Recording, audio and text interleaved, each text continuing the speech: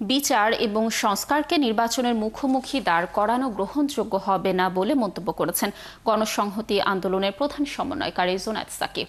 সকালে জাতীয় স্মৃতিসৌধে জনগণের বৃহত্তর স্বার্থে সংগ্রামের ২৩তম প্রতিষ্ঠা বার্ষিকী উপলক্ষে শহীদের প্রতি শ্রদ্ধা নিবেদন করতে এসে সাংবাদিকদের দেয়া এক সাক্ষাৎকারে কথা বলেন তিনি।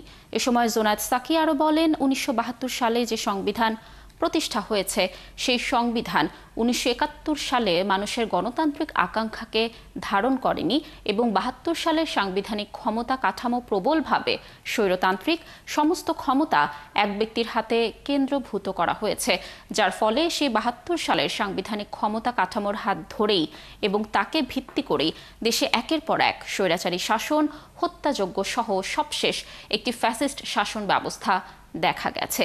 এজন্য সাংবিধানিক ক্ষমতা কাঠামো সংস্কারের কথা বলা হচ্ছে। জনগণের স্বার্থ, জনগণের অধিকার এবং মর্যাদা প্রতিষ্ঠার সংগ্রামে যারা অংশ নিয়েছেন তাদের সকলের প্রতি আমরা আমাদের গভীর শ্রদ্ধা জানাচ্ছি। সাধারণত প্রতিষ্ঠা বার্ষিকীতে আমরা শহীদদের প্রতি শ্রদ্ধা জানিয়ে আমাদের কর্মসূচি পালন করি। আজকেও তার অংশ হিসেবে আমরা এই জাতীয় স্মৃতিসৌধে আমাদের ৭১-এর শহীদ সহ ২৪-এর গণঅভ্যুত্থানের সকল শহীদদের প্রতি শ্রদ্ধা জানাচ্ছি।